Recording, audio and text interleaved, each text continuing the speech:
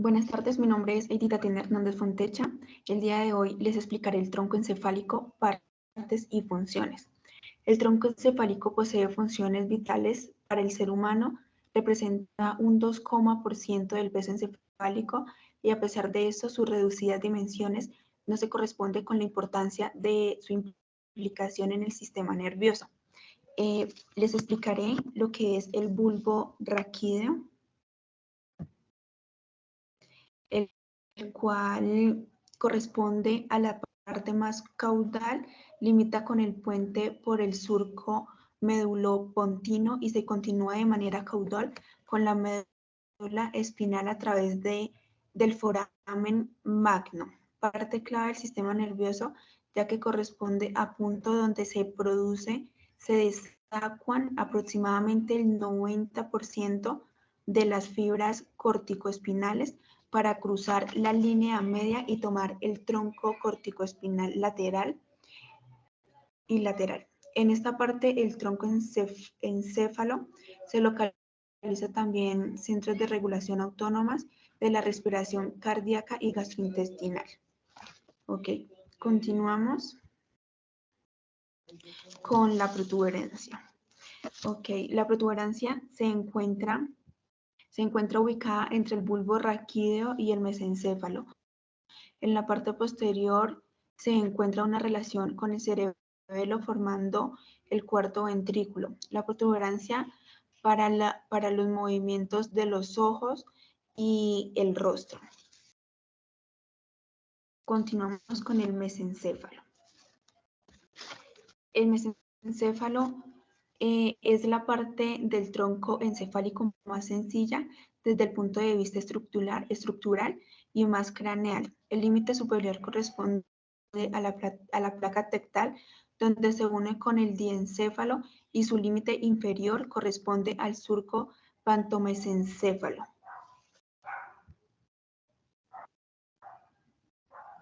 Hola, mi nombre es César Parra y ahora vamos a hablar de lesiones y patologías del tronco encefálico.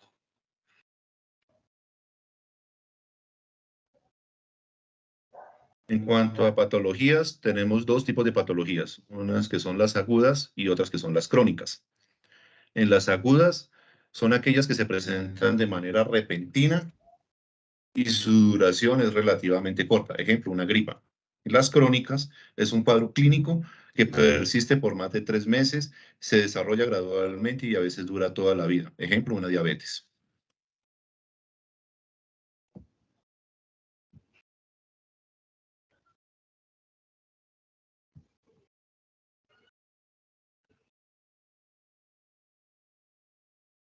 Lesiones de esta parte del cerebro. Entonces tenemos unas lesiones que son vasculares y estas lesiones se dividen en isquémicas o hemorrágicas. Las isquémicas se dan cuando hay una disminución del flujo sanguíneo a través de los vasos sanguíneos por obstrucciones parciales o totales y se puede dar generalmente por la presencia de coágulos.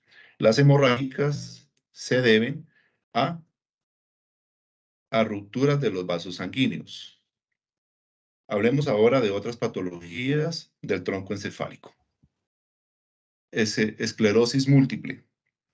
Es una enfermedad autoinmune del sistema nervioso central que afecta el cerebro y la médula espinal. Consiste en la inflamación y daño de la mielina.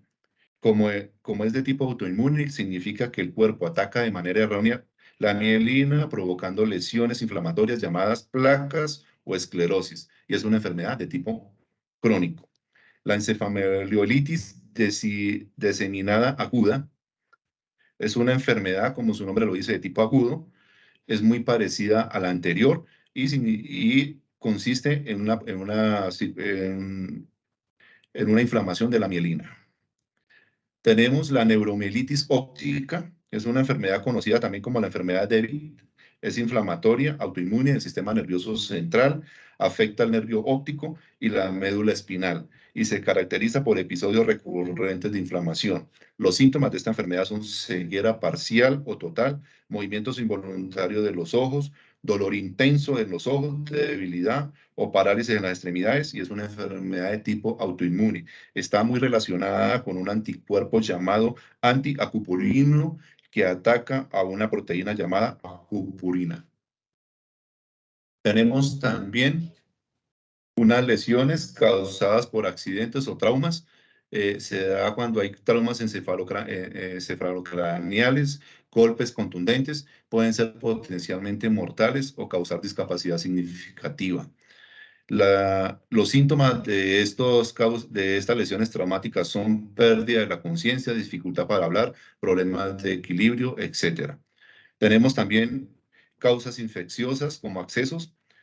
No son muy comunes en esta área del cerebro, pero se puede dar por migración de bacterias de otras partes del cuerpo al tronco encefálico.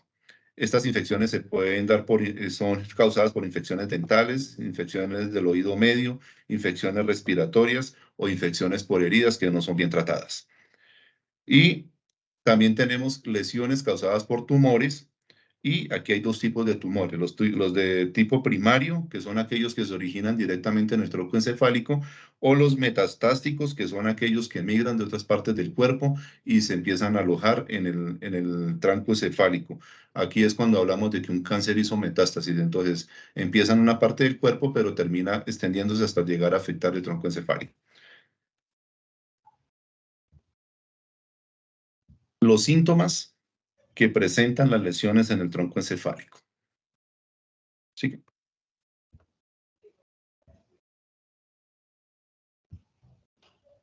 Entonces, en estos síntomas tenemos déficit sensorial o motores y parálisis de los pares craneales.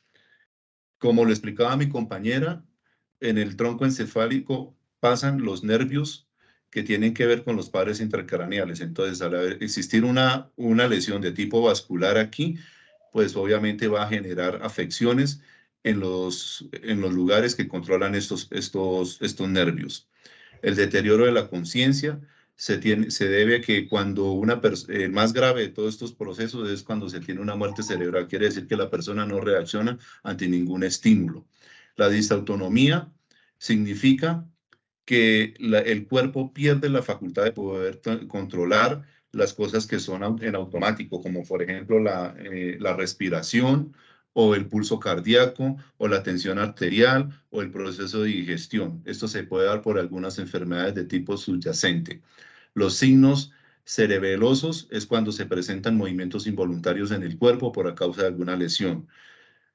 Y por último tenemos la hemiparencia, que es cuando se lesiona, hay una lesión a nivel de la vía córtico-espinal. Los diagnósticos. ¿Cómo se diagnostican las lesiones? En el tronco encefálico tenemos tres principales métodos. La primera es la resonancia magnética, que es a través de imágenes, donde se mete a la persona en una máquina para tomar las imágenes del cerebro y poder determinar si hay lesiones. Los potenciales evocados es colocar una serie de electrodos en la cabeza de la persona y a través de estímulos eléctricos se va registrando cómo el cerebro reacciona a estos estímulos. Y el análisis del líquido cefalorraquídeo consiste en poder analizar este líquido para determinar si hay algún anticuerpo o bacteria que esté generando afecciones en esta área del cerebro. Muchas gracias.